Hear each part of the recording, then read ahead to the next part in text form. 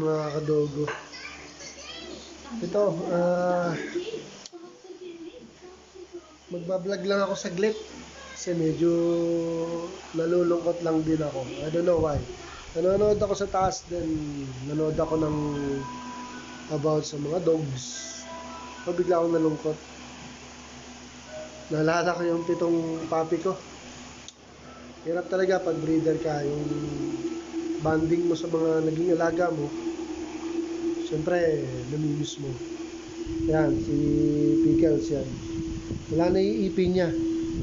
Natanggal na. Kaya medyo nakaka-recover na.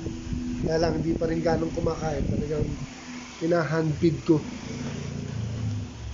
Ito ang reason, mga kadaw ko, kung bakit malungkot ako noon. So yan, nanood ako kanina dun sa taas. Habang sa kwarto ko, medyo nalungkot ako. Kasi related sa aso. Ganun yata pag mga dog lover tayo. Masyado tayong sensitive.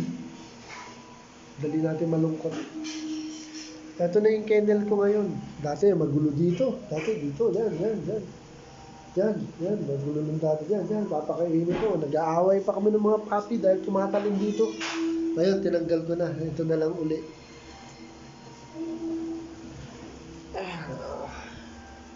Ito na lang ang aso ko ngayon. Taas itong nanay.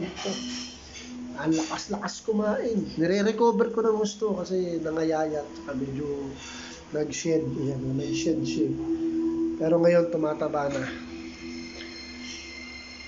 Gaya ng sabi ko, mga kadogo, na nalungkot ako lang kanina sa taas. Tamang nanonood ako ng mga Siberian Husky dun sa YouTube. Yung mga puppy. Naalala ko yung mga puppy ko. 7 kong kukulit dito noon. Hands-on kasi ako sa mga alaga ko, mga kadogo. Kaya, syempre, napamahal sa atin yun. Lahat naman ng mga naging puppy ko, sobrang naging special sa akin dahil alaga ko yun. Ako nagpaanak, ako lahat. Pero yung kay Cotton kasi is special talaga yun. Hindi lang dahil sa unang anak ng Cotton to, syempre Cotton yan. Talagang lahat naman sila mahal na mahal ko, pero may special sa atin. Which is sa akin si Cotton. Talagang natawa ako nung nanganak siya. So yung anak niyang 7, napakagaganda. I know naman sa mga nakakapanood nito na naging bagong owner ng 7 puppy ko, alam naman nila talaga napakagaganda ng puppy ko. Hindi naman sila lugi para dun sa price na binili nila sa akin dun sa mga puppy nila.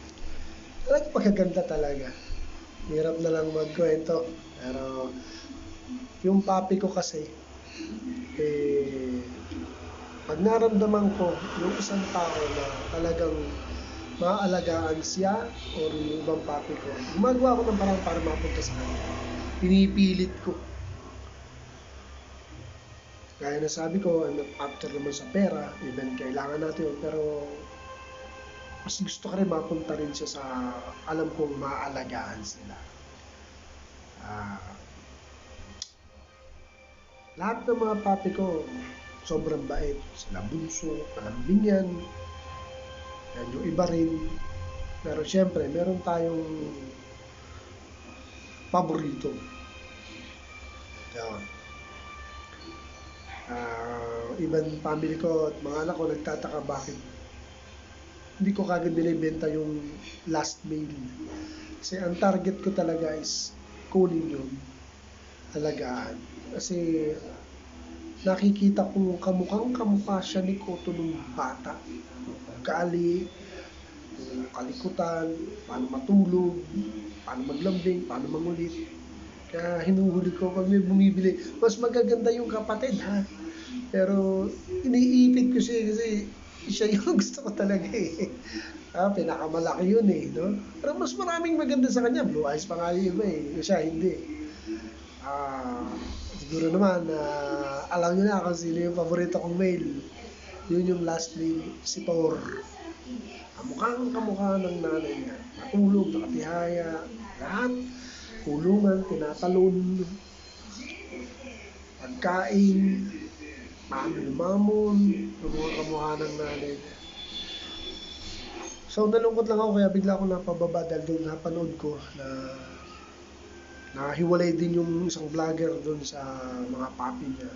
Napapanood ko rin na siya rin nagpaanak. Tapos ang sakit kasi no, may konting kurot sa dibdib po namin mga breeder na certified dog lover. Pag nahihiwalay sa amin yung mga papi namin, ito mo yun, until now, affected pa rin ako dahil makita ko tong kennel ko, malungkot na, wala na. Wala na. Nakakalungkot lang mga kadog. Pero alam ko naman, malungkot man ako dahil lang sa mahal ko sila, mga papi ko, namimiss ko. Pero deep inside masaya po ako dahil sure ako, dahil lahat ng napagbigyan ko ng papi ko, senior ko na alagaan sila ng maayos. Kaya happy rin ako. I know, mas maganda pa ang buhay nila kung dito sila sa akin. Mas maaalagaan sila. Namili talaga ako mga kadol.